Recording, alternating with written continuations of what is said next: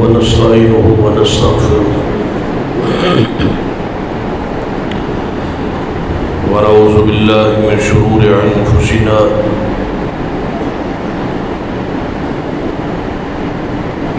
ومن سيئات أعمالنا من يهد الله فلا مضل له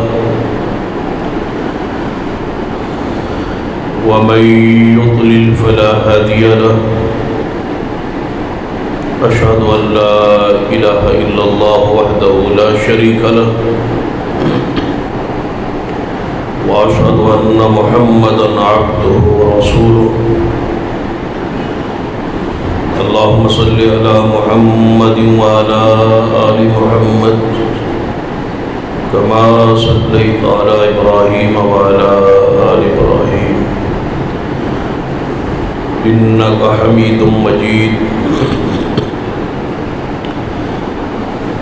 اللهم بارك على محمد وعلى آل محمد كما باركت على إبراهيم وعلى آل إبراهيم إنك حميد مجيد أما بعد فإن خير الحديث كتاب الله وخير الهدي هدي محمد صلى الله عليه وآله وسلم وشر الأمور محدثاتها وكل محدثة بدعة وكل بدعة ضلالة أما بعد فأعوذ بالله السميع العليم من الشيطان الرجيم من همزه ونفخه ونفثه بسم الله الرحمن الرحيم يا أيها الذين آمنوا اتقوا الله وقولوا قولا سديدا يصلح لكم أعمالكم ويغفر لكم ذنوبكم ومن يطع الله ورسوله فقد فاز فوزا عظيما رب اشرح لي صدري ويسر لي أمري واحلل عقدة من لساني يفقهوا قولي رب زدني علما سبحان ربك رب العزة عما يصفون وسلام على المرسلين والحمد لله رب العالمين. حضرات وقار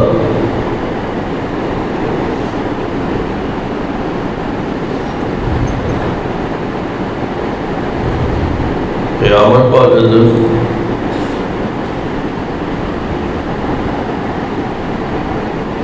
زبان سے نکلنے والے ایک جملے کا وزن بھی ہوگا اور حساب بھی ہوگا. قیامت کا جو تول ہے وہ حق ہے.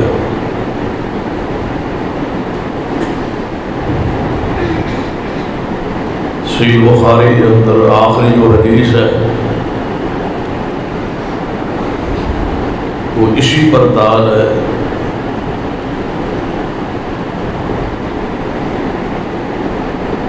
کہ ثقیلتان فی المیزان، تو کلمے اللہ کے وزن میں بھارے ہوئے، یعنی وزن ہوگا، کلمات کا ہوگا، جملوں کا ہوگا. اور اللہ تعالیٰ کی ذات اس پر قادر ہے کہ وہ جملوں کو تولے، کلمات کو تولے. سب سے زیادہ اللہ کے وزن اندر، اللہ کے ترازو اندر قیامت والے دن جو بھاری چیز ہوگی وہ بھی حسن اخلاق، اچھا اخلاق، وہ جملے جو آپ کی زبان سے نکلیں.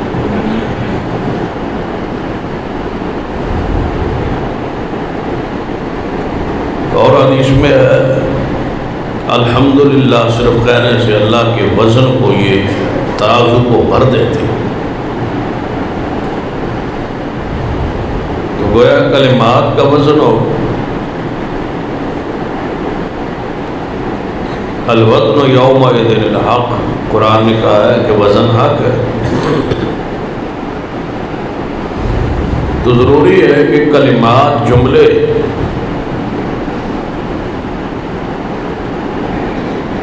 جنہ دی حقیقت تو انکار نہیں کیتا جا سکتا، تول کے، سوچ کے اور سمجھ کے بولے جائیں، جو کلمات کی بنیاد پر، ایک جملے کی بنیاد پر بندہ بعض دفعہ جہنم کی گہرائی میں گر جاتا ہے۔ رسول اللہ صلی اللہ علیہ وسلم کی حدیث ہے، آپ نے فرمایا کہ کوئی شخص اعمال کر کر کے بالکل جنت کے قریب پہنچ جاتا ہے، اس سے اور جنت کے درمیان صرف ایک بالشت کا فرق رہ جاتا ہے، اچانک اس کی زبان جو کوئی ایسا جملہ سخت زہریلا نکلتا ہے، اللہ تعالیٰ اس کو جنت، اس بالکل قریب پہنچے شخص وہاں سے ہٹا کے جہنم کا ایندھن بنا دے، صرف ایک جملہ ہے۔ اسی طرح ایک بندہ برے اعمال کر کر جہنم سے بالکل قریب ہوتا ہے، اس سے اور جہنم کے درمیان ایک بالشت کا فرق رہے گا، اچانک کوئی ایسا عمل، ایسا قول زبان پہ نکلتا ہے کہ اللہ وہاں سے اٹھا کے، ہٹا کے جنت کا وارث بنا۔ ساری دنیا کا جو یہ نظام ہمارے سامنے قائم ہے، یہ کلمات پر ہے، زبان کے جملوں پر ہے، زبان سے نکلنے والے جو اقوال ہیں ان پر قائم ہے۔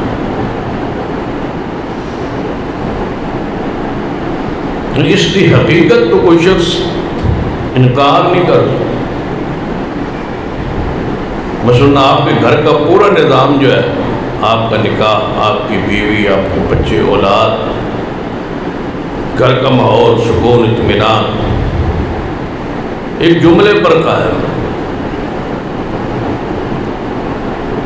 کہ آپ نے بھری محفل مجلس میں گواہوں کی موجودگی میں ایک عورت کو اپنی زبان سے قبول کیا ہے۔ آپ نے کہا، آپ سے یہ کہا گیا کہ فلاں کی بیٹی آپ کے نکاح میں دی ہے، آپ نے قبول کا لفظ زبان سے نکالا، اسی وقت، اسی لمحے کتنے رشتے تبدیل ہو گئے، صرف آپ کی زبان سے قبول کا لفظ نکلنے تو بعد۔ اس زبان کی ثقافت، اس زبان کی حیثیت پہ غور کریں، ایک لمحے اندر صرف آپ نے ایک لفظ کہا، قبول ہے، اس کے بعد رشتوں کی تبدیلی دیکھیے اور انقلاب دیکھیے کہ ایک عورت کسی کی بیٹی آپ کی بیوی بن گئی ہے۔ ایک لمحہ پہلے آپ کنوارے تھے اور غیر شادی شدہ آپ کو کہا جاتا تھا، صرف قبول لفظ کہنے سے آپ کی اپنا سٹیٹس جو ہے وہ بھی بدل گیا ہے کہ آپ شادی شدہ ہو گئے۔ جو کنوارے کا لیبل آپ کے ساتھ تھا وہ ختم ہو گیا، کسی کی بیٹی آپ کی بیوی بن گئی، آپ شوہر نہیں تھے، شوہر بن گئے۔ آپ کو اس سے پہلے شوہر یا خاوند نہیں کہا جا سکتا تھا، ابھی آپ ایک جملے کے بعد آپ کو شوہر کہا جانے لگا، خاوند کہا جانے لگا۔ اس سے پہلے آپ کو دولہا تو کہا گیا ہے، خاوند نہیں کہا، شوہر نہیں کہا۔ لفظ کہنے کے بعد، ایک جملہ زبان کو ادا کرنے کے بعد آپ کی اپنی حیثیت سٹیٹس جو ہے کتنا تبدیل ہوا ہے، کتنا بدلا ہے۔ آپ کے سسرال نہیں تھے، اس جملے کے بعد سسرال ٹھہرے، سسر نہیں تھا، ساس نہیں تھی، سالیاں نہیں تھی، سالے نہیں تھے، یہ سارے رشتے ایک لمحے اور ایک جملے کے بعد آپ کے سامنے یہ حیثیت ہے اس جملے کی جو زبان سے نکلا ہے۔ تو جس طرح ایک لفظ سے یہ ساری حیات، پوری کیفیت تبدیل ہو گئی، تو ذرا باقی جملوں بھی غور کر لیا۔ مثلا یہ گھر ہنستا بستا اچانک کسی زبان کے 4 حروف پر مشتمل ایک لفظ طلاق کہنے سے اب رشتے ٹوٹنے لگے. وہی جو رشتے بنے تھے جس کی بنیاد پر آپ باپ، شوہر اور دیگر رشتے قائم ہوئے تھے، اب وہ ٹوٹنے لگے. 4 حروف پر مشتمل ایک لفظ طلاق آپ نے کہہ دیا، اسی لمحے نکاح ٹوٹ گیا. جو بیوی تھی وہ مطلقہ ہو گئی، وہ عدت میں چلی گئی. وہ ساس، وہ سسر، وہ سارے سالے وہ جو رشتے بنائے تھے وہ سارے ٹوٹ رہے ہیں جملے سے. تو آپ کی زبان کی یہ حیثیت ہے، اسی سے رشتے بن رہے ہیں، اسی سے ٹوٹ رہے ہیں، اسی سے جڑ رہے ہیں، اسی سے الگ ہو رہے ہیں. تھوڑا سا آگے ماہ رمضان ابھی گزرا ہے. پورے ملک، پوری امت نے ایک شخص کے کہنے پر ماہ رمضان کو ماہ رمضان سمجھا اور رمضان کے روزے شروع ہو. آپ میں سے کسی نے چاند نہیں دیکھا ماہ رمضان. ایک شخص نے اعلان کیا شعبان ختم ہو گیا ہے، ماہ رمضان کا چاند ہم نے اپنی آنکھوں سے دیکھ لیا ہے. پورے ملک کا، پورے علاقے کا ایک پورا نظام جو ہے بدل گیا. یہ حالت عید الفطر کی رات کی. چاند دیکھا، بندوں نے گواہی دی،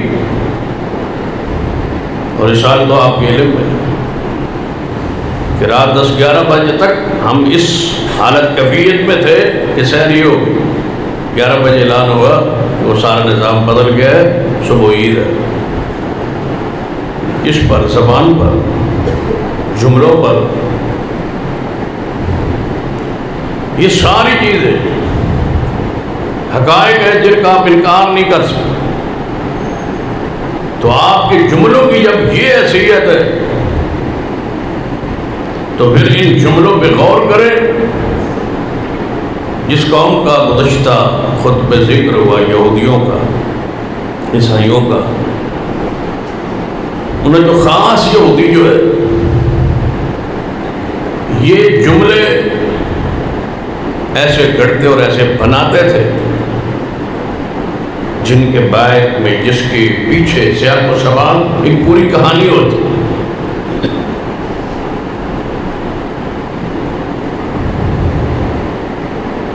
اور وہ جملے مشہور کرتے، الفاظ بدلتے، حروف بدلتے، مخارج بدلتے، تاکہ ان الفاظ کی حیت، کیفیت بدل جائے. یہ یہودیوں کی عادت تھی، روش تھی. اپنے مذاہب کا پرچار جملوں کے ذریعے وہ کرتے تھے.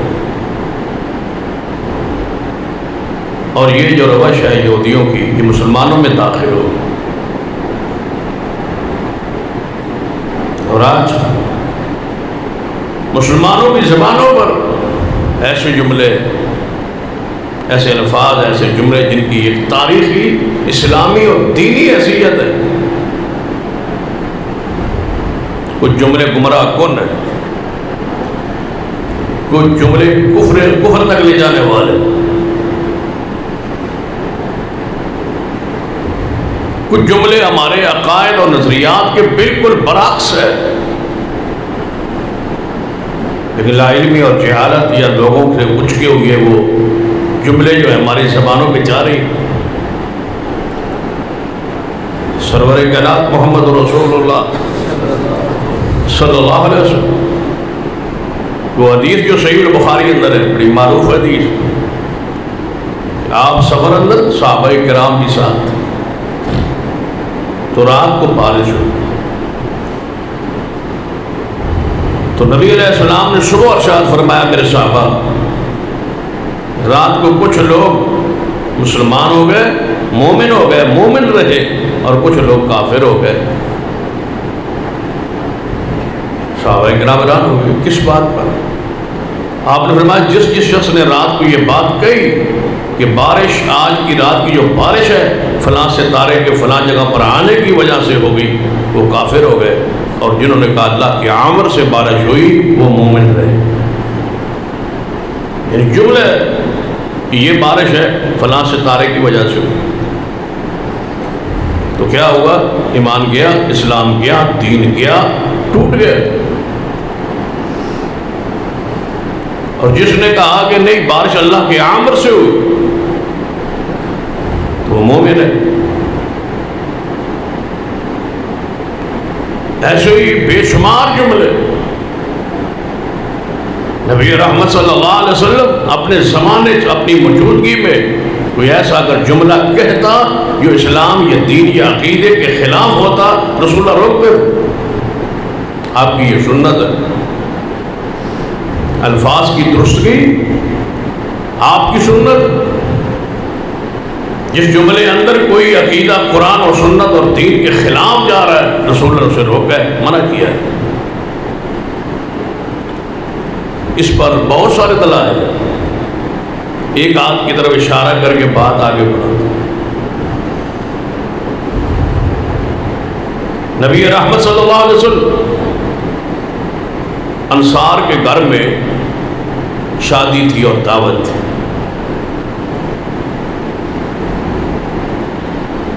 شادی کے متعلق دعوت تھی۔ انصار کی عادت تھی، رواج تھا کہ جب شادی ہوتی سارے خاندان دیا بچیاں چھوٹی، یہ بچیاں چھوٹی جب اکٹھی ہوتی تھی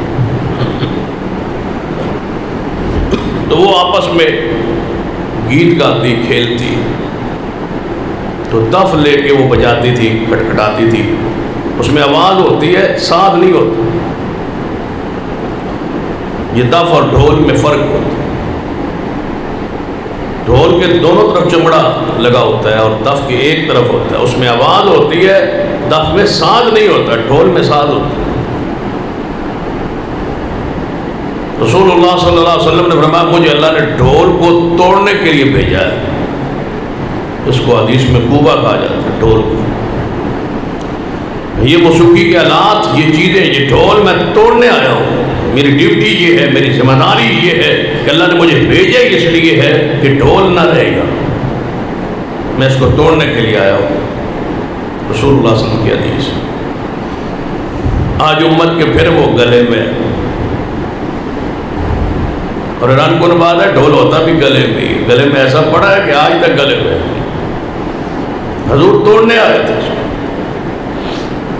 امت نے پھر اس کو سینے سے لگایا ہوا، گلے سے، ادھر گلا اور سینہ پورا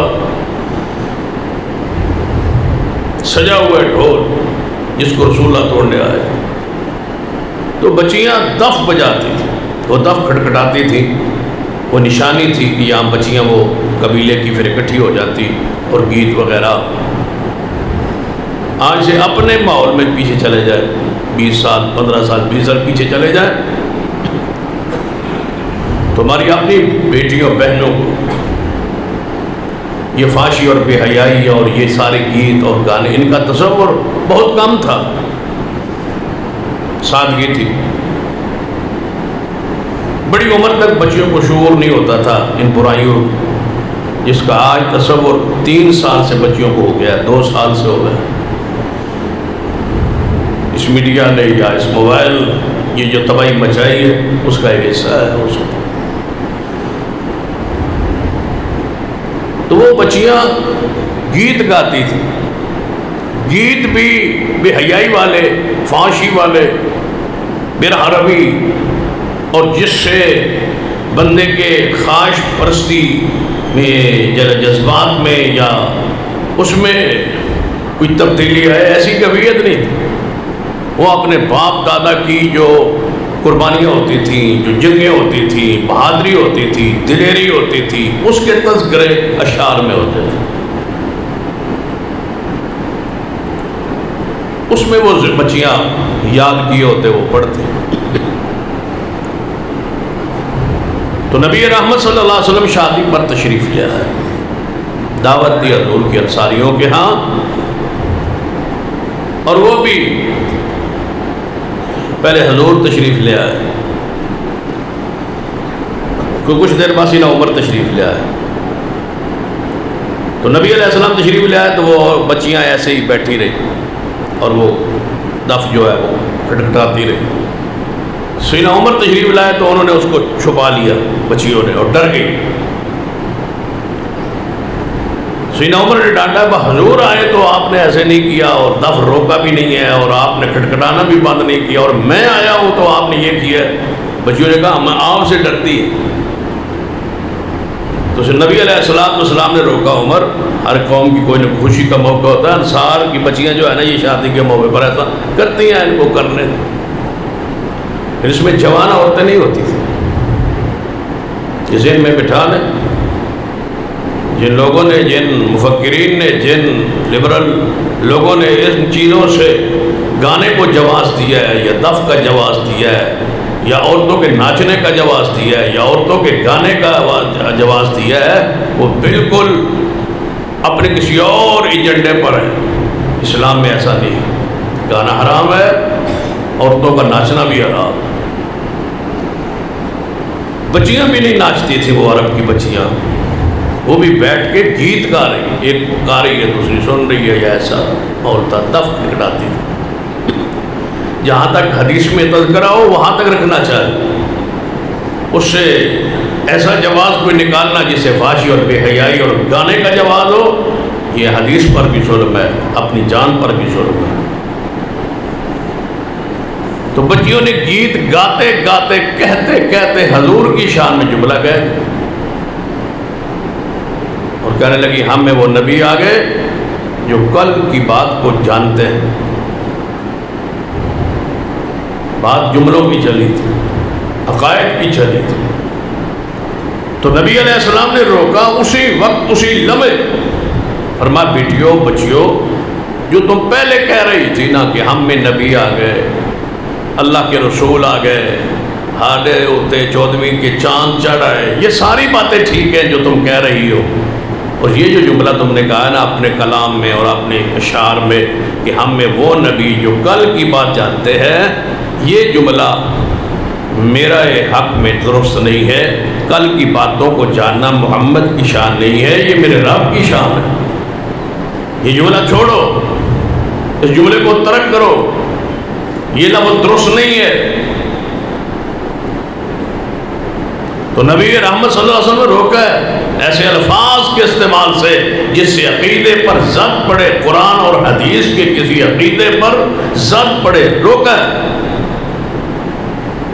اب یہ جملہ قرآنی آیات کے خلاف تھا.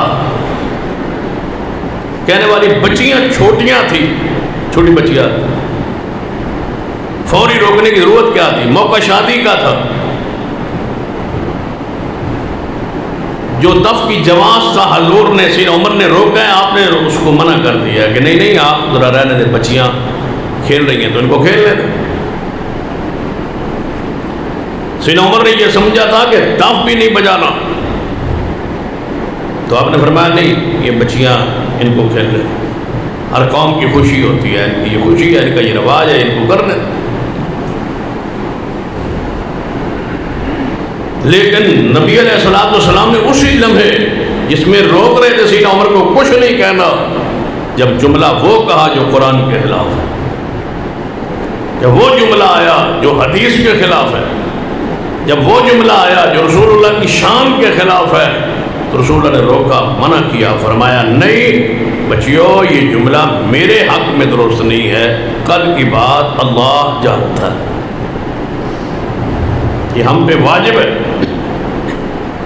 فرض ہے, ضروری ہے کہ ہم ایسے جملوں سے پرہیز کریں اور روکیں جو قرآن اور دین اور حدیث اور شریعت کے خلاف ہیں. زبان زد عام ہیں, چل رہے ہیں, اچکے ہوئے جملے ہیں. اس پر ایک اور دلیل دے کے پھر بات آگے بڑھا. نبی کائنات جناب محمد رسول اللہ صلی اللہ علیہ وسلم تشریف فرما. ایک شخص آیا اور اس نے آ کے ایک بات کہی. مشہور حدیث ہے، صحیح البخاری وغیرہ میں ہے کہ وہ ہوگا جو اللہ اور اس کا رسول چاہے گا. وہ ہوگا جو اللہ چاہے، اللہ اور اس کا رسول جو چاہے وہ ہوگا. اب بتائے کہ ہمارے جملے کہاں ہیں؟ یہ آنے والا کون ہے؟ صحابی رسول ہے، زیر تربیت اصلاح ہو رہی، حضور کے سامنے تشریف لائے، حضور کی موجودگی میں کہتا ہے وہ ہوگا جو اللہ اس کا رسول چاہے گا. کیا رسول اللہ نے اس کو برداشت کیا ہے؟ میری تعریف کر رہا ہے، میری شان بیان کر رہا ہے، میری شان کو بڑھا رہا ہے. ماحول تو یہ کہتا ہے نا کہ حضور کو خوش ہونا چاہیے، راضی ہونا چاہیے. حضور فرماتے ہیں وہ ٹھیک ہے، میری تعریف کر رہا ہے، حضور سے محبت کرو تے اندے وار کرو تے کوئی حد نہیں، جی میں تھوڑا دل کرے کرو. یہ تصور آج ہمارے معاشرے میں موجود ہے کہ حضور نہ محبت اندے وار محبت کرنی، جتنی محبت کرنی اور جو کہنا ہے کوئی بات نہیں، جہاں جو تمہارا دل کہے گا. ایسی بات محبت ہو حضور سے، اتنی ہو محبت کہ اپنی جان سے بھی زیادہ ہو. ایمان ہوندہ ہی تھا، مکمل ہی تھا، یہ اپنی جان سے بھی زیادہ محبت مصطفیٰ کی ذات کے ساتھ ہو. لیکن اس کا یہ معنی نہیں ہے کہ رسول اللہ کو محبت میں، عقیدت میں، پیار میں اللہ کا درجہ یا اللہ کی صفات دے دی.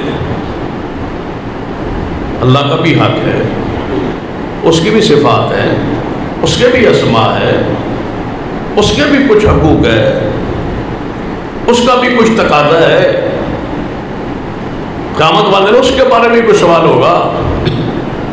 جہاں شان رسالت، مقام رسالت، عزت رسالت، عطرت رسالت ہے، وہاں اللہ کی عزت، اللہ کا مقام، اللہ کی شان، عقیدہ توحید بھی ہے. یاد رکھنا محمد رسول اللہ صلی اللہ علیہ وسلم جملہ حق ہے، لیکن لا الہ الا اللہ کے بعد ہے. عقیدہ رسالت ہے لیکن عقیدہ توحید کے بعد ہے. رسول اللہ کی ذات ہے لیکن اللہ کے بعد ہے. احب الیکم من اللہ ورسولہ، سب سے زیادہ محبت اللہ سے اور رسول اللہ سے. پہلے اللہ ہے محبت میں بھی، اور پھر رسول اللہ صلی اللہ علیہ وسلم میں محبت. والذین آمنوا اشد حبا للہ، مومن اللہ کی محبت میں سخت ہوتا ہے. یہودیوں کی یہ عادت تھی کہ جملے بناتے تھے اور اس میں توہین کرتے تھے اللہ کی اور رسول اللہ کی اور اہل علم کی اور اہل دین کی، اصحاب رسول. وہ جملے آج ہمارے زبان پہ جا رہے. نبی رحمت صلی اللہ علیہ وسلم نے اس شخص کو اسی وقت روکا، فرمایا کیا تو کہہ رہا ہے؟ اللہ اس کا رسول جیسے چاہے گا ویسے ہوگا. فرمایا نہیں، ایسا تو نہیں. قل ما شاء اللہ وحدہ، اسی وقت میرے سامنے اس جملے کو بدل اور کہہ ایسے ہوگا جیسے میرا اکیلا اللہ چاہے. جو تو کہہ رہا ہے یہ جملہ درست نہیں ہے، یہ عقیدہ توحید کے خلاف جملہ ہے. اس جملے کو رسول اللہ نے برداشت نہیں کیا. مومن اللہ کی محبت میں سخت ہوتا ہے، رسول اللہ نے نہیں برداشت کیا. کوئی بات نہیں ہے، چلتا رہتا ہے، ہوتا رہتا ہے. اب جملوں پر بھی پابندی ہے اور الفاظ پر بھی قید ہے. ہم الفاظ بھی نہ بولے، جملے بھی نہ بولے. جب اصحاب رسول حضور کے پاس آتے تھے تو حضور کو اپنی طرف مخاطب کرنا ہوتا، اپنی طرف متوجہ کرنا ہوتا، تو کیا کہتے؟ رائینا. کیا معنی تھا؟ یا رسول اللہ شفقت فرمائیے، ہماری بھی کوئی رعایت فرمائیے، ہماری بات بھی سنیے۔ اس طرح عام بندہ محفل مجلس میں جاتا ہے نا تو کوئی بات کسی کو بڑے بندے کو مخاطب کر لو یا ساڑھا بھی کوئی خیال رکھو، ہم بھی آئے بیٹھے ہماری کوئی رعایت بھی فرما دو، ہماری طرف کوئی توجہ کر دو، تو رائنا کا لفظ اس بولا جاتا ہے۔ اور یہ واقعہ کہاں ہے؟ قرآن میں۔ تو وہ کہتے تھے رائنا یا رسول اللہ صلی اللہ علیہ وسلم، ہماری رعایت، ہماری طرف توجہ ذرا فرمائی۔ تو یہودیوں کی یہ سازش تھی، غیر المغضوب علیہم الضالین، اس بری قوم ملعون اور مغضوب کی یہ عادت، یہ الفاظ بدلتے تھے، مروڑتے تھے، مخارج کو تبدیل کرتے تھے۔ انہوں نے کہا یہ جو لفظ ہے نا قرآن میں، حضور کو جب بلانا ہے، مخاطب کرنا ہے تو رائنا کہنا ہے، ذرا رائنا کہنے کے بجائے اس عین کے آگے جو ہے اس کو ذرا مروڑیے اور یا پڑھیے، اور رائنا گئی جلدی جلدی، رائنا رائنا رائنا کے بجائے رائنا کا ہو، کیا ہوگا؟ اب اس کا معنی کتنا بدلے گا؟ رائنا ہماری رعایت کیجئے، رائنا ہمارا چرواہا، او ہمارے نوکر، او ہمارے خادم، بدل دیا ظالموں نے، گستاخوں نے، یہودیوں نے۔ حضور کو جب سامنے آتے تو کہتے رائنا، او ہمارے چرواہے، نعوذ باللہ۔ تو اللہ تعالیٰ نے قرآن میں اس جملے کو بدلوایا، لا تقولوا رائنا، اے ایماندارو، جملوں کی حقیقت نہ ہوتی، جملوں پر اسلام دین شریعت کھڑی ہے، لا الہ الا اللہ پر اسلام ہے، جملہ ہے، کلمہ ہے، لا الہ الا اللہ محمد رسول اللہ پر آپ کا ایمان کھڑا ہے، جملہ ہے۔ کوئی بندہ کہہ دے میں اس کو نہیں مانتا تو اسی وقت ساری حالت بدل جائے گی، وہ کافر ہے۔ جملوں پر آپ کا ایمان، آپ کا عقیدہ، آپ اس کے پہرے دار ہیں، الفاظ کے آپ امین ہیں۔ ان الفاظ کو جانچیے، پرکھیے قرآن و سنت کی روشنی میں کہ آپ کیا کہہ رہے ہیں۔ قرآن میں یا ایھا الذین آمنوا لا تقولوا رائنا، ایماندارو آج کے بعد رائنا نہیں کہنا، یہ لفظ بدلو۔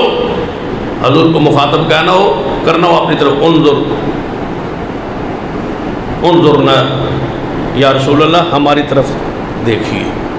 انظرنا کہنا ہے آپ نے، رائنا کہنا ہے، ایسا لفظ ہی بدلو جس کو مروڑ کے کوئی اور معنی یہودی لینا چاہتے ہیں، ہم اس لفظ کو ہی ختم کر دیتے۔ لا تقولوا رائنا، آج کے بعد کوئی مومن، کوئی صحابی رسول رائنا نہ کہے قرآن میں، رائنا کے بجائے انظرنا۔ اللہ نے متبادل لفظ دیا کہ یہ لفظ کہو حضور کو، انظر علینا یا رسول اللہ، یا رسول اللہ ہماری حالت کی طرف دیکھیے، ہماری طرف دیکھیے، توجہ فرمائیے۔ یہ الفاظ کا استعمال ہے۔ آج یہودیوں کے پھیلائے ہوئے کئی الفاظ ہماری معاشرے میں جاری، ان کی اصلاح۔ پہلے ان الفاظ کی اہمیت کو جانیے، ان کو تولا جائے گا، پوچھا جائے گا، حساب ہوگا، آپ کے ایمان اور عقیدہ ختم ہو سکتا ہے لا علمی اور جہالت میں، لہذا آپ نے الفاظ جو بول رہے ہیں اس پر آپ سوچیں کیا کہہ رہے ہیں۔ ایک لفظ ہمارے یہاں مشہور ہے، آپ اس طرف آتے ہیں کہ ہم اللہ، نبی، وارث، اللہ، نبی، وارث، یہ جملہ قرآن کے خلاف ہے۔ واللہ میراث السماوات والارض، اللہ کہتا ہے زمین اور آسمان کا میں اکیلا اللہ وارث ہوں، یہ میری شان۔ اللہ فرماتا ہے میں وارث ہوں آسمانوں کا، زمین کا، میرے علاوہ کوئی وارث نہیں ہے۔ جانتے ہوئے وقت تھا کہ رسول اللہ اس دنیا میں تشریف فرمان نہیں تھے، زمین بھی تھی، آسمان بھی تھا، مخلوقات بھی تھیں، فرشتے بھی تھے، ساری کائنات کا نظام چل رہا تھا جس میں محمد مصطفیٰ کو اللہ نے دنیا میں بھیجا۔ پھر آپ اپنی عمر پاک پوری مکمل کر کے تشریف لے گئے، نظام چل رہا ہے، یہ اطاعت حضور کی ہے، یہ امت ساری حضور کی ہے، نبوت کا زمانہ حضور کا ہی چل رہا ہے۔ لیکن یاد رکھیے زمین و آسمان کا وارث کون ہے؟ اللہ، اللہ کے علاوہ کوئی نہیں۔ ایسے ایسے جملے لوگوں نے کھڑے بنائے، اس کے بیک میں ایک پورا عقیدہ ہوتا ہے۔ ہمیں کہا جاتا ہے کہ آپ پنج تن پاک کو نہیں مانتے۔ پنج تن پاک بھائی مانتے ہیں، پنج تن پاک ہم بھی سارے کہتے ہیں جی مانتے ہیں۔ وہ پانچ تن پاک کا ایک عقیدہ، ایک لفظ، ایک جملہ ہے۔ اب ہم اس کا انکار تو نہیں کر سکتے۔ پانچ تن میں کون ہے؟ محمد مصطفیٰ صلی اللہ علیہ وسلم، سیدہ فاطمہ الزہرا، سیدنا علی، سیدنا حسن و حسین، یہ پانچ ہستیاں ہیں جنہیں پانچ تن کہا جاتا ہے۔ اب یاد رکھیں کہ یہ اصطلاح کتاب و سنت کے کسی لفظ کا معنی نہیں ہے۔ آپ کے ذہن میں ہے کہ پنج اور تن یہ دو لفظ نہ اردو کے ہیں اور نہ ہی عربی کے ہیں۔ یہ کہاں کے الفاظ ہیں؟ کس زبان کے ہیں؟ یہ فارسی ہے۔ اور فارسی کس ملک کی زبان ہے؟ فارسی کس ملک کی سرکاری زبان ہے؟ ہماری قومی زبان جو ہے وہ تو سرکاری اور قومی زبان ہماری اردو ہے۔ سعودی عربیہ جو عرب ریاستیں ہیں ان کی سرکاری اور قومی زبان عربی ہے۔ پھر فارسی کس کی قومی اور سرکاری زبان ہے؟ یہ ایران کی ہے۔ تو یہ لفظ پھر کہاں کا ہوا؟ کس نے مشہور کیا؟ کہاں سے شروع ہوا؟ پھر پانچ تن تو فارسی ہے، کسی فارسی نے بنایا ہوگا۔ وہ اپنا عقیدہ بڑے خاموش طریقے سے داخل کر رہے۔ اب کوئی انکار بھی نہ کرے، کون نہیں مانتا حضور کو پاک؟ کون نہیں مانتا علی پاک، فاطمہ الزہرا کو، حسنین کو؟ سارے پاک ہیں، لیکن ہمارے نزدیک جو پاکی کا معنی ہے وہ اور ہے۔ جنہوں نے یہ لفظ بنایا ہے ان کے نزدیک پنج تن پاک کا معنی اور ہے۔ وہ کہتے ہیں یہ پانچ معصوم ہیں، باقی سارے گناہگار ہیں۔ یہ پانچ تن جو ہے یہ معصوم ہے۔ ہمارا عقیدہ کیا ہے کہ سیدنا علی، فاطمہ، حسن و حسین پاک ہیں، لیکن جو پاک کا معنی آپ کرتے ہیں معصوم، وہ صرف محمد مصطفیٰ صلی اللہ علیہ وسلم۔ اس نے تو اپنے عقیدے میں کہا ہے، اس نے تو باقی جماعت کو ناپاک کہنا تھا۔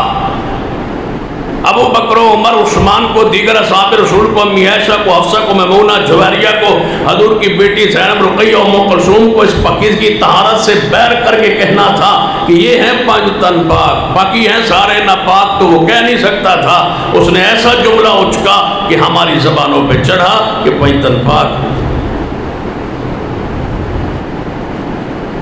بعض دفعہ سیدنا علی رضی اللہ تعالیٰ کا ہی قول ہے اور صحیح قول ہے، صحیح سند سے، غالباً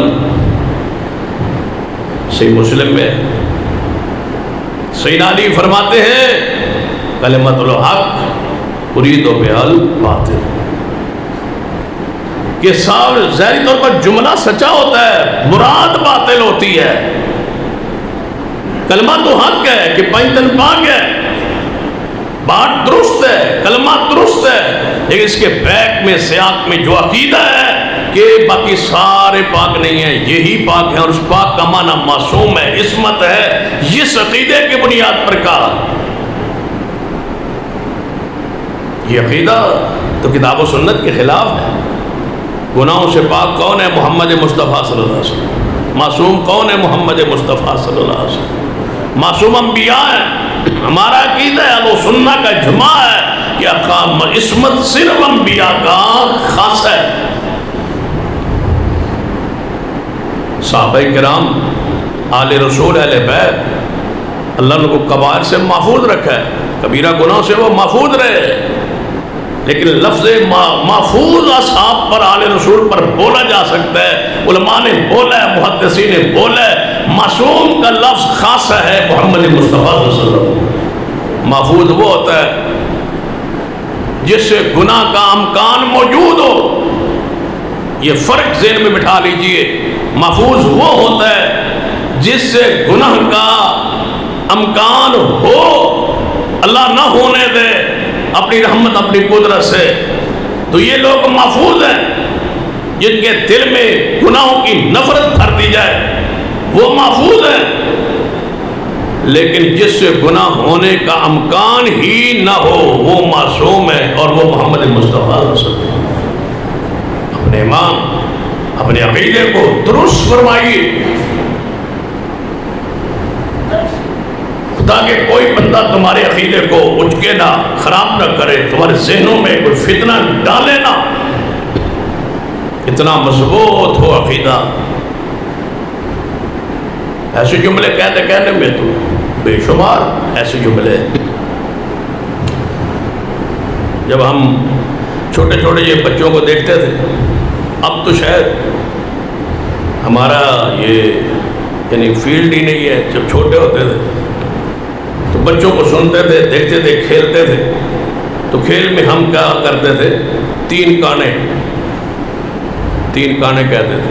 کون کون کانا تھا بتایا آپ؟ تین کانے، ابو بکر عمر عثمان رضوان اللہ۔ اور کسی کا کوئی کام ہو جاتا کہتے فلاں کے تو پاؤں پارا ہے، پاؤں پارا سے مراد کون ہے؟ وہی پارا معصوم امام۔ اتنے ظالم ہے، یہ ایسے عقیدہ گھڑتے ہیں، کھیلوں میں بھی انہوں نے اپنے عقیدے کو منوایا۔ پاؤں پارا ہے، تین کانے، اب کہتے رہو تین کانے ابو بکر عمر، پتہ ہی نہیں ہے کہ میں نے کیا کر دیا ہے، میں کفر میں چلا گیا ہوں۔ ابو بکر عمر عثمان کے بارے میں یہ نظریہ گندہ کہاں سے میں نے داخل کر لیا؟ یہ تو یہودیوں کا جملہ تھا۔ 14 معصوم، لیکن گاڑیوں کے نمبر بھی 14 ہوتا ہے، یا 12 ہوگا یا 14 ہوگا یا 5 ہوگا۔ گاڑیوں کے نمبر بھی بڑے بڑے لاکھوں کروڑوں میں بکتے ہیں۔ 5 نمبر کیونکہ 5 تن پاک، 786 کیوں یہ بسم اللہ ہے، 11 کیوں کہ یہ 11ویں ہے، 12 کیوں کہ یہ 12 معصوم ہے، 12 امام، 14 کیوں کہ 14 معصوم ہے۔ سارے جملے انہوں نے بنائے ہوئے، ہمارے بیچارے اہل سنت اہل حدیث بولے والے کوئی ایسی بات کرتے ہی نہیں۔ کتنے چلاک ہیں وہ کہ گاڑی جا رہی ہے 12 نمبر ہے، یہ 14 نمبر ہے، 14 معصوم ہے۔ کالی گاڑی لے لے تو لینے والے آ جائیں گے، 14 کا نمبر ہو تو ہو سکتا ہے گاڑی کی 2-4 لاکھ قیمت ہی بڑھ جائے، کوئی نہ کوئی تمہیں مل جائے گا جو کہے گا 14 نمبر گاڑی تو میں دے دو۔ یہ 14 نمبر جو ہے نا یہ خاص نمبر ہے، بابرکت نمبر ہے، اس سے مراد 14 معصوم ہے۔ کون 14 معصوم؟ محمد مصطفیٰ صلی اللہ علیہ وسلم، سیدہ فاطمہ الزہرا، سیدنا علی، سیدنا حسن، سیدنا حسین، زین العابدین، امام باقر، امام جعفر صادق، امام موسیٰ قادم، امام علی رضا، امام حسن عسکری، امام نقی تقی، امام مہدی، یہ 14 معصوم ہیں جو انہوں نے اپنے عقیدے میں بنائے۔ 12 ان میں سے 2 نکال دیں، نبی پاک علیہ السلام کی ذات کو اور فاطمہ الزہرا کو الگ کر دیں تو پیچھے کتنے رہ گئے؟ 12 امام۔ باقی اماموں کو نکال دیں، صرف رسول اللہ کو، فاطمہ کو، علی کو، حسن حسین کو رکھے تو یہ کیا ہو گیا؟ 5 تن 5۔ ایسے ایسے جملے کئی گاڑیوں کے پیچھے لکھا ہوتا کہ جنت حسین کی، اب گاڑی کے پیچھے لکھا جنت حسین کی، تو انہوں کچھ نہیں ہویا، وہ پورا اپنا عقیدہ بیان کر گیا، پڑھا گیا اپنا عقیدہ، بتلا گیا عقیدہ۔ سانو تو شرم آتی دکان تے بھی کوئی جملہ لکھنے پر گاہک نہ گھٹ جان، یا ایو یا قیوم بھی نہ لکھ دے، توحید کا جملہ بھی نہیں لکھتے۔ کئی حدیثوں کی دکانوں سے کوئی جملہ توحید والے کو سٹکر لگا کے انہوں نے کھاڑ دیا، پتہ نہ لگ جائے ایسی واقعی ہیں حدیث۔ وہ تو چلتا چلتا گاڑی کے پیچھے لکھ گیا ہے کیا؟ جنت حسین کیا مانا؟ اب کون انکار کرے کہ حسین جنتی نہیں ہے؟ بناتے ہوئے جملہ بڑے سوچ کے پر کوئی انکار بھی نہ کرے۔ جنت کے نوجوانوں کے سردار ہیں حسین، کوئی شک نہیں، حسین رضی اللہ عنہ جنت کے وارث ہیں، جنت میں جائیں گے، اعلیٰ ترین درجے پر ہے۔ لیکن جنت حسین کی، اس کے پیچھے ایک عقیدہ ہے کہ جنت حسین اس کا مالک ہے، جس کو چاہے دے، جس کو چاہے نہ دے۔ جنت حسین، جنت میری ہوئے پھر میں جنوں چاہواں دے، جنت تہاڈی ہوئے تو تسی جنوں چاہو دیو، جیڑی زمین تہاڈی ہے، ملکیت تہاڈی ہے، پلاٹ تہاڈا جنوں تسی چاہو دیو۔ جنت کس کی ہے؟ حسین۔ قرآن پڑھیے، حدیث پڑھیے، کیا یہ جملہ ٹھیک ہے؟ پڑھ لیجیے وہ قرآن پاک کا واقعہ، احد کا میدان ہے، سرور کائنات جناب محمد صلی اللہ علیہ وسلم زخمی ہے، دانت مبارک کا ایک حصہ، ربع چوتھا حصہ دانت کا شہید ہوا ہے حضور کے دانت مبارک۔ تو حضور کا دانت مبارک شہید ہے، خون نکل رہا ہے، حضور کا چہرہ پاک زخمی ہے۔ تو حضور نے فرمایا کاش کوئی قرآن پڑھے، حدیث پڑھے، کوئی اس کے قریب آئے۔ حضور نے فرمایا تھا نا، جب چچا حمزہ کی میت کو دیکھا تھا نا، مسلح بنے ہوئے ٹکڑے ہو گئے، فرمایا چچا تیری میت پہ کھڑے ہو گئے۔ حضور نے کیا فرمایا تھا؟ چچا جب مجھے اللہ نے موقع دیا، جب مجھے اللہ نے غلبہ دیا، اے میرے چچا تیری میت کو دیکھ کر میری کیفیت یہ ہو گئی ہے، آج تیری میت پہ کھڑے ہو کے محمد وعدہ کرتا ہے اگر مجھے اللہ نے غلبہ دیا تو میں تیرے ایک چاچا کے بدلے 70 بندے ماروں گا۔ کتنے؟ 70۔ اسی وقت وہی آئی، محبوب جی قانون تو ایک کے بدلے، ہمارا قانون تو ایک کے بدلے ایک ہے، آپ فرما رہے ہیں میں 70 ماروں گا۔ یہ جو فرما رہے ہیں میرے محبوب، کاش کوئی قرآن کو پڑھے۔ محبوب سن لیجئے، بدلہ لینا چاہتے ہو اپنے چچا کا تو ایک کے بدلے ایک ہے، اگر صبر کر لو تو تمہارے لیے بہتر ہے۔ پھر جملہ اللہ نے روکا ہے، کس کا؟ محمد مصطفیٰ کا۔ ہماری کیا حیثیت؟ اللہ نے اپنے محبوب کو نہیں بولنے دیا، فرمانے میرے پیارے یہ جملہ نہیں ہے جو آپ فرما رہے ہیں ایک کے بدلے 70، نہیں، یہ قانون نہیں ہے، میرا قانون یہ ہے، اس قانون پر آپ پابند ہیں۔ فَاسْتَمْسِكْ بِالَّذِي أُوحِيَ إِلَيْكَ، وہی پر جمیے، وہی پر قائم رہیے، وہی سے آگے آپ پڑھ کے فرما رہے ہیں کہ میں 70 ماروں گا۔ 70 نہیں، وہی ایک ہے۔ حضور خاموش۔ کیا فرمایا تھا؟ بیویوں کے پاس بیٹھے، ایک بیوی نے کہا حضور فلاں بیوی کے پاس جو ہے نا وہ شہد پیتے ہیں اور وہاں زیادہ دیر رکتے ہیں، بیویوں کی چاہت ہوتی ہے نا، میرے پاس بھی زیادہ آئیں بیٹھے ہیں حضور فلاں کے پاس جاتے ہیں، وہاں وہ عصر کے بعد حضور جاتے ہیں ساری بیویوں کے گھر، وہاں شہد پیتے ہیں، پھر وہاں بیٹھ جاتے ہیں، کچھ دیر زیادہ لگتی ہے۔ تو دوسری بیویوں نے کہا آپ کیا کریں حضور؟ تو وہاں بیٹھتے ہیں۔ فرمایا اس کے پاس تھوڑی سی فراوانی ہے نا، اس کو کہیں سے گفٹ تحفہ آ گیا نا شہد کا، وہ حضور کو شہد پیش کرتی ہے، اس کے بدلے اس کو حضور کو بٹھا لیتی ہے، اسے بھی کچھ پروگرام کرنا۔ انہوں نے کہا جب حضور آئے نا تو آپ فرمائے یا رسول اللہ صلی اللہ علیہ وسلم آج نا آپ کے منہ مبارک سے کچھ نا ایسی بو آ رہی ہے جو آج تک ہم نے محسوس نہیں کی، اس کی کیا وجہ ہے؟ نبی علیہ السلام نے فرمایا کوئی شہد میں نے تو ایسی کھائی پی نہیں ہے جس سے منہ میں کوئی ایسی بات ہو، بس شہد پیا ہے۔ انہوں نے کہا پھر شہد بھی مختلف ذائقے ہوندے نا، مکھی کسی بوٹی تے بہ گئی ہونی، کسی پھول تے بہ گئی ہونی، وہ شہد کا ذائقہ پھر ٹھیک نہیں ہونا تو تساں پی لیا۔ حضور نے فرمایا میں آج کے بعد شہد نہیں پیوں گا، شہد مجھ پہ حرام ہے۔ پھر اللہ تعالیٰ نے خاموشی اختیار کی ہے، پھر کیا اللہ تعالیٰ نے روکا نہیں ہے؟ پھر سورۃ التحریم اس امت کو کیوں نہیں سنائی جاتی؟ پھر سورۃ التحریم اٹھائیے، 28واں پارہ اٹھائیے، انداز تخاطب تو پڑھیے، اللہ کیا کہتا ہے؟ یا ایھا النبی، سارے جس نے عقیدہ توحید کو سمجھنا ہو اللہ کی قسم یہاں آ کے سمجھے، اس آیت میں عقیدہ کیا ہے، کمال ہے۔ اللہ کس کو مخاطب کرتا ہے؟ محمد مصطفیٰ سے۔ حضور نے کیا فرمایا تھا؟ آج کے بعد میری ذات پہ کیا حرام ہے؟ شہد۔ سانو بھی پیر 10 دے دینا، بس تو وڈا گوشت نہیں کھانا، میں نے پیران دی 10 سے، تو اونٹ دا گوشت نہیں کھانا، میں نے پیران دی 10 سے، میں نے فلاں تو شاید نہیں کھانی، تینوں پیران دی 10 سے۔ یہ پیر بذات خود اس مقام پہ کھڑے ہیں کہ ہم جو چیز حرام کریں، تاکہ ذہن میں ایک جو ہے روب قائم رہے کہ میرے پیر نے مجھے یہ چیز منع کی ہوئی ہے، میں نہیں کھاؤں۔ یہ کون ہوتے ہیں؟ اللہ کی حلال چیزوں کو حرام کرنے والے۔ یہ اتخذوا احبارهم ورهبانهم اربابا من دون اللہ، یہ اللہ بن بیٹھے ہیں، یہ رب بن بیٹھے ہیں۔ رسول اللہ نے فرمایا میں شاید نہیں پیوں گا۔ اس جملے پر مواخذہ ہوا ہے قرآن پاک میں، اللہ نے تنبیہ فرمائی ہے، حضور سے مخاطب اللہ ہوتا ہے، یا ایھا النبی،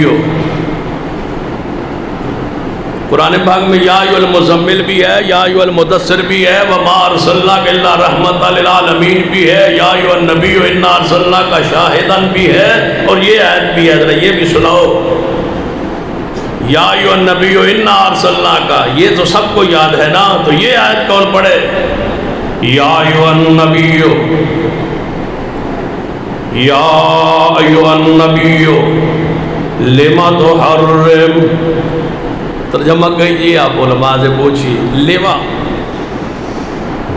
یا ایھا النبی لما تحرم، اے بھی علماء کا کوئی روایت ہو سی، کوئی حدیث ہو سی تے وہ سند صحیح نہ ہو سی، بھائی قرآن 28واں پارہ ہے سورۃ التحریم میں، یہ وہ پہلی آیت مبارک ہے، یا ایھا النبی لما تحرم ما احل اللہ لک تبتغی مرضات ازواجک، اے پیارے محبوب، اے میرے نبی، لما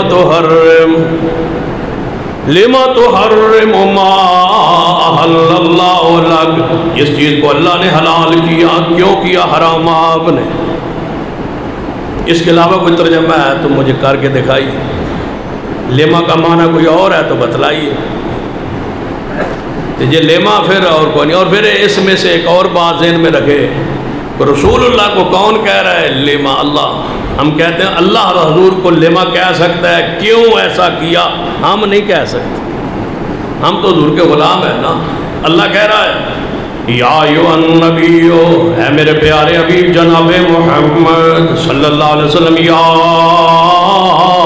ایھا النبی لما تحرم ما احل اللہ لک، اے میرے محبوب کیوں حرام کیا اس چیز کو جو اللہ نے حلال کی، لکا تیرے لیے، لکا تیرے، لکا سارا قرآن کھولو جہاں بھی لکا ہے برا حضور کے لیے ہے نا، جب وہ یاد آتا ہے تو یہ بھی پڑھو، وَالضُّحَىٰ وَاللَّيْلِ إِذَا سَجَىٰ مَا وَدَّعَكَ رَبُّكَ وَمَا قَلَىٰ وَلَلْآخِرَةُ خَيْرٌ لَكَ مِنَ الْأُولَىٰ وَلَسَوْفَ يُعْطِيكَ رَبُّكَ فَتَرْضَىٰ۔ فرمایا محبوب لَكَ تیرے لیے آپ کے لیے محبوب، یا ایھا النبی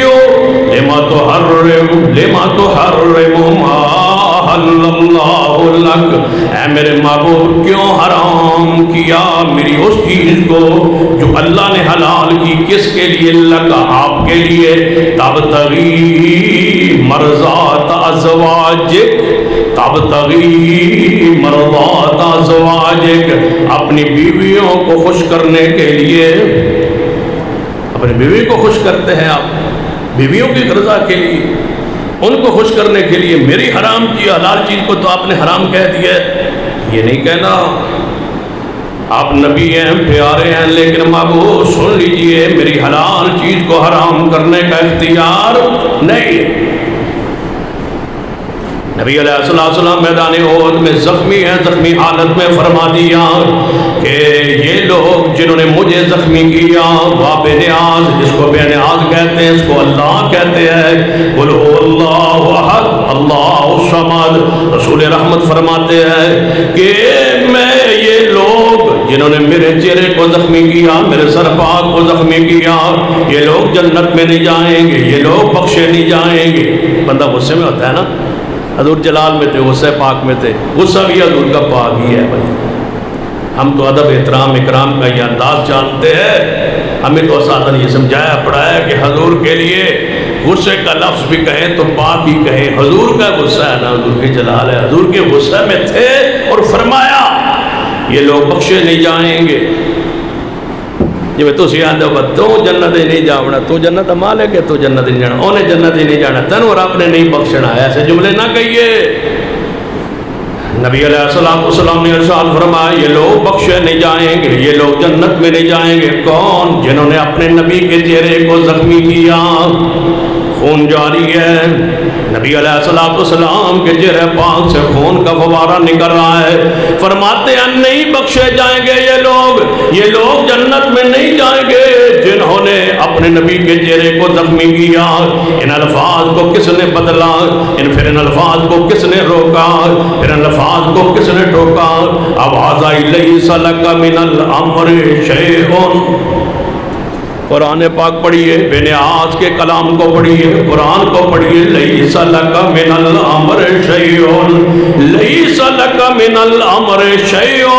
اے محبوب یہ آپ کا اختیار نہیں، جنت دینا جہنم دینا یہ میرا اختیار ہے۔ یہی وہ لوگ جنہوں نے آپ کے چہرے پاک کو زخمی کیا، ان قریب وقت آنے والا ہے یہی کلمہ پڑھیں گے، کلمہ پڑھ کے محمد کے غلام بنیں گے اور اسلام کے لیے قربانیاں دیں گے اور جنت میں جائیں گے۔ انہوں کو میں بخشوں گا۔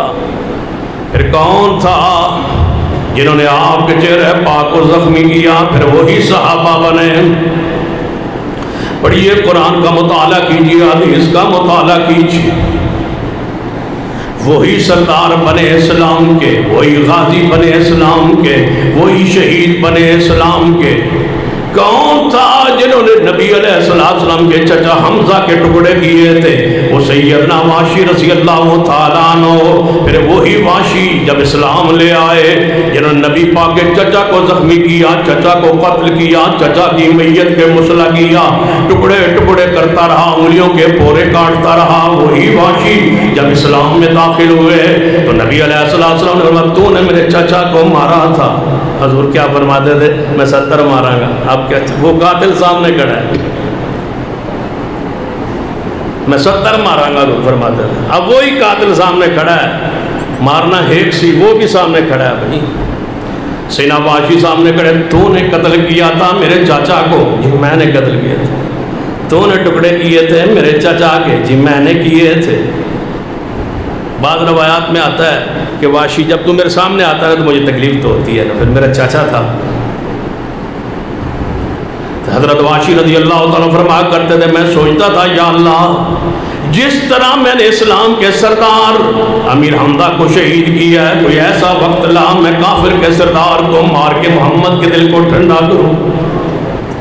فرماتے ہیں پھر وہ وقت آ گیا، جھوٹا تھا نبوت کا دعوے دار مسیلمہ قذاب، یہ وہ واشی ہے جنہوں نے آگے بڑھ کے کھات لگا کے جس طرح میرے حمزہ پہ حملہ کیا اسی طرح مسیلمہ قذاب پہ حملہ کیا اور مسیلمہ قذاب کو قتل کیا، جس کے بعد رسول اللہ خبر دے گئے تھے دو جھوٹے نبی ہوں گے، ایک مسیلمہ قذاب میرے بعد دعویٰ کریں گے، فرمایا یہ ہے مسیلمہ قذاب جنہیں جھوٹے نبوت کا دعویٰ کیا، صدیق کے زمانہ خلافت میں قتل کر کے فرمایا آج میں نے امیر حمزہ کے قتل کا بدلہ لے لیا۔ الفاظ یا ایھا الذین آمنوا اتقوا اللہ وقولوا قولا سدیدا، لوگوں سچی صاف ستھری بات کتاب و سنت کے مطابق کیا کرو، کوئی ایسا جملہ زبان سے ادا نہ ہو جو شریعت کے قرآن کے حدیث کے خلاف۔ ہم کسی کی حیثیت کو گرانا چاہیں نا، اس کا مقام گرانا چاہے، پتہ کیا کہتے ہیں؟ مجھے کوئی پرواہ نہیں، زید ہوئے یا بکر ہوئے، میں نے کی پرواہ ہے، کوئی زید ہو کوئی بکر ہو، کوئی زید ہو کوئی بکر ہو، سانوں کی پرواہ ہے، باوی کوئی زید ہوئے باوی کوئی بکر ہوئے۔ یہ ظالموں یہ جملہ کس نے مشہور کیا ہے؟ اسی کسی نو جان نہیں، کوئی سی زید بکر نو اسی نہیں جان دے، تو زید بکر نو کوئی نہیں جانتا، یہ کس نے کہا ہے؟ اتنا ثقیل جملہ کہ ہم کسی زید بکر کو نہیں جانتے، کوئی زید بکر ہوئے، کون ہے زید بکر؟ یہ بدماش کس طرح بکر کو بکر کہہ رہا ہے؟ یہ کس کو بکر کہہ رہا ہے؟ ابو بکر صدیق کو۔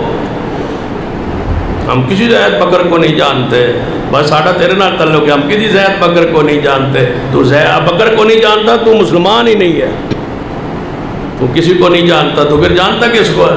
ابو بکر کو نہیں جانتا، رسول اللہ سے پوچھ ابو بکر کو جانتے تھے یا نہیں جانتے تھے؟ حضور دنیا سے جاتے ہوئے فرما رہے ہیں سب کے دروازے بند کر دینا سوائے ابو بکر کے، میں سب کے سانات کا بدلہ دے کے جا رہا ہوں سوائے ابو بکر کے۔ جنت کے 8 دروازے سے آواز ہے کہ ابو بکر تجھ کو آئے گی، تو جانتا ہی نہیں ہے ابو بکر کو۔ اسی کسے زید بکر نو نہیں جانتے، تو مسلمان نہیں۔ کیا جملہ کہہ رہے ہیں لوگ کہ زید بکر کو ہم نہیں جانتے؟ جانتے ہو زید کون ہے؟ زید بن حارثہ ہے، صحابی رسول ہے، وہ جس کو حضور نے اپنا بیٹا بنایا ہوا تھا۔ پتہ ہے زید کی کتنی قربانی ہے؟ یہ اماں خدیجہ کا غلام تھا، انہوں نے حضور کو ہبا کیا تھا۔ چچا کو پتا چلا قبیلے کہاں سے بکتا بکاتا یہ زید آیا تھا۔ یہ وہ صحابی ہے جس کا نام بھی قرآن میں ہے۔ اس سے بڑا درجہ کیا ہو سکتا ہے کہ 1.25 لاکھ یا 1.5 لاکھ صحابہ میں سے کسی صحابی کا نام قرآن میں نہیں ہے سوائے زید کا۔ اتنا درجہ، پورا قبیلہ چچا باپ لینے آ گیا، پتہ چل گیا کہ ہمارا بیٹا بکتا بکاتا کہیں مکے میں پہنچ گیا ہے اور وہاں کوئی نبی ہے، اس کا غلام بن گیا ہے، تو لینے آ گئے۔ تو اپنے ابے دے چاچے نو سیان گئے، پہچان گئے زید، تو انہاں کہا بس ساڑھا بیٹا بکتا بکاندہ، پیسے لے لو جیڑے توڑے لگے جو خرچ ہوا ہم دینے کے، ہم بیٹے کو آزاد کروانے آئے۔ تو رسول اللہ نے فرمایا تھا زید اس کو جانتے ہو؟ جی یا رسول اللہ یہ میرا چاچا ہے، یہ میرا ابا ہے، مجھے لینے آئے ہیں، میں سب کو جانتا پہچانتا ہوں۔ فرمایا میں محمد کی طرف سے تم آزاد ہو، فری میں آزاد ہو، جاؤ اپنے باپ چاچا کے ساتھ۔ تو کیا کہا تھا باپ چاچا کو؟ تم واپس چلے جاؤ، میں تمہارے گھر میں وہ آزادی نہیں پائی جو محمد کے گھر میں مجھے، میں نہیں جانا چاہتا تمہارے ساتھ۔ یہ وہ ہے زید جس کو تو جانتے نہیں، اسی نہیں جانتے کہ زید بکر، کوئی زید ہو بکر، چھوڑو اس جملے کو، کفرا کافرانہ جملہ ہے، اصحاب رسول کے خلاف جملہ ہے، رافضیوں کا پھیلایا ہوا جملہ ہے، یہودیوں سے اچکا ہوا یہ جملہ ہے۔ ہم زید بکر کو نہیں جانتے، جانتے اور رسول اللہ نے فرمایا تھا جا زینب میری بیٹی وہاں قید میں، وہ مکہ مکرمہ میں، اس کو لے آ۔ زید لے آیا تھا محمد کی بیٹی کو وہاں سے، تم زید کو نہیں جانتے۔ زید وہ ہے جس کے بارے میں قرآن کی کئی آیات نازل ہوئی، سورۃ الاحزاب پڑھیے 22واں پڑھیے پارہ، یہ انہیں کے بارے میں آیت آئی نا، ما کان محمد ابا احد من رجالکم ولکن رسول اللہ وخاتم النبیین وکان اللہ بکل شیء علیم۔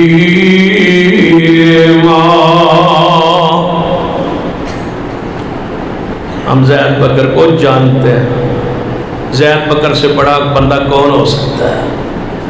کیا کہنا ہے آپ نے کہ ہم زید کو بھی جانتے ہیں، بکر کو بھی جانتے ہیں، ہمارا ابو بکر ہے، ہمارا زید بن حارثہ ہے، رسول اللہ کا صحابی رسول ہے، جس کا نام قرآن میں ہے، جس کے فضائل حدیث میں ہے، جس کا بیٹا اسامہ بن زید ہے، یہ ہمارا ایمان ہے، ہم جانتے ہیں۔ کافروں کا کیا ہے، یہودیوں کا کیا ہے؟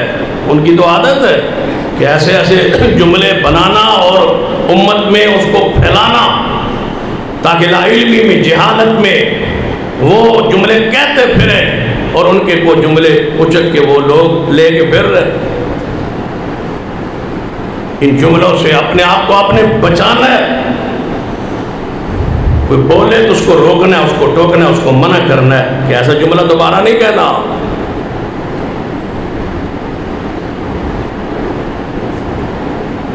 حب علی اور بغض، اب سارے خاموش اس طرح بیٹھے بس جس طرح آپ جانتے ہیں، حب علی اور بغض معاویہ، میرا اس کا معاملہ بس وہی ہے بھائی، حب علی والا اور بغض معاویہ والا، اللہ کی پناہ۔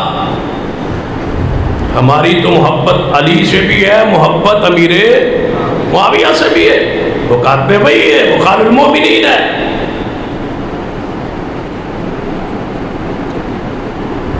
ایسے جملے آپ بولتے کیوں؟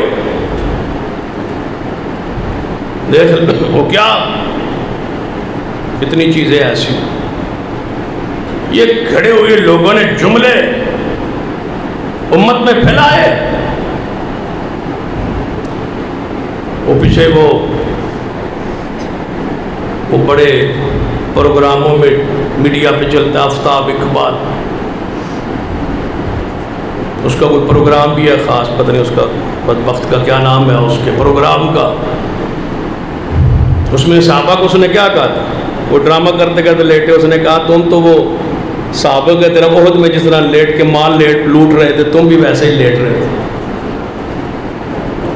اس کو نہیں پتا کہ میں کیا کہہ رہا ہوں. لوگوں کو میڈیا پر بٹھا دیا گیا جاہلوں کے سردار اور رسول اللہ کے صحابہ کو برا کہا. اب نیا کام شروع ہوا ہے آپ کے علم میں کہ لاہور میں ایک ریسرچ سینٹر بنا ہے، اس کا نام ہے شیخ ابو الحسن شاذلی ریسرچ سینٹر. خاتون اول جو ہے ہماری وزیر اعظم کی بیوی صاحبہ، اس نے وہاں افتتاح کیا. وہ کہتی ہے ریسرچ سینٹر ہونا چاہیے، اس کا نام شیخ ابو الحسن شاذلی ہونا چاہیے. یہ نام رکھے، نہ پاکستان کا ہے نہ ہندوستان کا ہے، صوفی گزرا ہے مصر کے علاقے.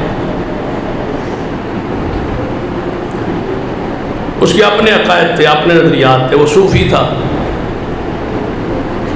اس کا نظریہ تھا کہ مدینہ میں جوتی ڈال کے جانا جائز نہیں، حالانکہ رسول اللہ جوتی مبارک میں مدینہ میں رہے، ابو بکر بھی رہے، عمر بھی رہے، عثمان بھی رہے، علی بھی رہے، طلحہ بھی رہے، زبیر بھی رہے، اصحاب رسول سارے رہے، جوتی مبارک سمیت رہے. مسجد نبی میں جوتے مبارک ہوتے تھے، اتارتے تھے صحابہ. بخاری میں تذکرہ بھی حضور نے جوتا اتارا، صحابہ نے بھی جوتے اتار دیے مدینہ پاک میں مسجد میں.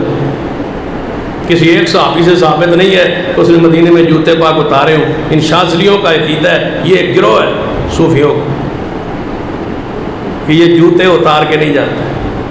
اس فرقے سے تعلق رکھتی ہے، یہ بھی جوتا اتار کے جاتی ہے. ساتھ وزیر اعظم سے بھی کہتی ہے تم ہی اتار، تم ہی میرے مذہب سے رہے. ابھی بھی دورے پر گئے، پچھلے بھی دورے پر گئے، جوتے اتار کے گئے عمران خان. کیوں؟ یہ فرقہ شاذلیہ ہے.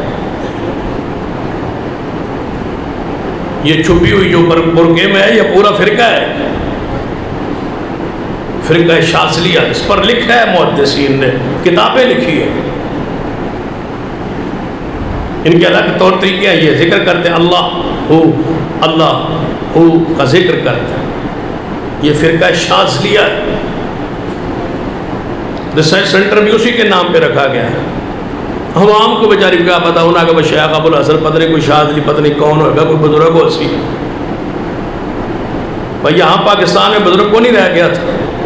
چلو سید علی حجویری لاہور کے تھے تو لاہور میں تھے تو ان کا نام ہو جاتا، کسی پاکستان کے بزرگ کا نام ہو جاتا. نام بھی وہاں سے لیا کیونکہ اپنا مذہب ہے،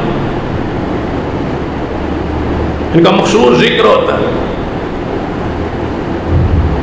حالانکہ ابن تیمیہ رحمۃ اللہ علیہ اس فرقے کا رد کیا ہے. یہ آج کا نہیں ہے، پرانا گروہ ہے.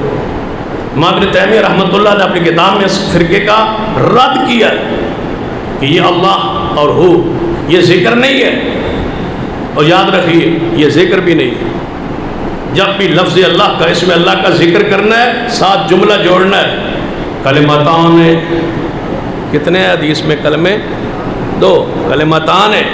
حضور یہی فرمانا چاہتے ہیں کتنے کلمے ہونے چاہیے ذکر کے؟ 2 کلمتان حبیبتان الرحمن سبحان اللہ. کتنے کلمے ہوئے؟ 2. الحمدللہ کتنے کلمے ہوئے؟ 2. لا الہ الا اللہ کتنے کلمے ہوئے؟ 2. اللہ اکبر کتنے کلمے ہوئے؟ 2. پورا قرآن حدیث پڑھو، اللہ نے صرف کہا ہو کہ اللہ کا ذکر کی، اللہ اللہ اللہ اللہ اللہ. پورے قرآن میں نہیں، ہو نہیں ہے. قرآن ذکر ہے سبحان اللہ، ذکر ہے الحمدللہ، اللہ اکبر، لا الہ الا اللہ، سبحان اللہ وبحمدہ، سبحان اللہ العظیم. صرف نام پاک کا اللہ اللہ اللہ اللہ یہ ذکر نہیں ہے. قرآن میں، حدیث میں، دین میں، شریعت میں رسول اللہ نے ایسا نہیں سکھلایا. ان شاذلیوں کا یہ ذکر ہے.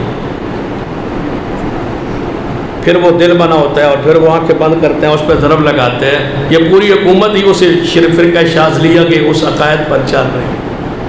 جادو ٹوٹکے یہ اس گروہ کا حصہ ہے شاذلیوں. ان کی علامت ہے کہ یہ مدینے میں جوتی پہن کے نہیں جاتے. ان کی علامت یہ ہے وہ شاذلی جس کے ریسرچ سینٹر بنایا گیا، پروموٹ کر رہی ہے وہ اپنے گروہ، اپنے فرقے، اپنے ذریات کو، اپنی سوچ کو. اسلام پر ریسرچ کیجیے نا. صوفیوں پر ریسرچ کیوں کرتے ہو؟ صوفیزم پر ریسرچ کرے، قرآن پر ریسرچ کرے، حدیث پر ریسرچ کرے. قوم کو آگے لے جائیں، قوم کو پیچھے لے جاتے ہو. وہ صوفیوں کے تذکرے، وہ ملنگوں کے تذکرے، مجذوبوں کے تذکرے، وہ کیسے اسلام پھیلاتے تھے قوالیوں کے ذریعے، ڈھولکی کے ذریعے. تائیں تو مولوی نے کہا سی وہ بھی شاذلی فرقے کا ہے کہ تواڈے مولویاں قرآن پڑھ کے وہ دین نہیں پہنچایا جڑا ساڈے بزرگاں ڈھولکی بجا کے دین پہنچایا. آدھا قرآن پڑھ کے تسا نہیں دسیا دین جڑا ساڈے بزرگاں ڈھولکی نال دسیا. یہ ڈھولکی والا دین یہ شاذلیوں کا ہے. اس فرقے کو گروہ کو پروموٹ کیا جا رہا ہے. آپ سوئے ہو گے یہاں بیٹھے. لہذا ان جملوں پر پوری نگاہ رکھی اور انشاءاللہ اسی پر آگے جو جملے اور ہے صحیح عقیدے اور نظریے اس کو آئندہ جمعہ باز کریں. اقول قولی ھذا واستغفر اللہ لی ولکم ولسائر المسلمین وآخر دعوانا الحمدللہ.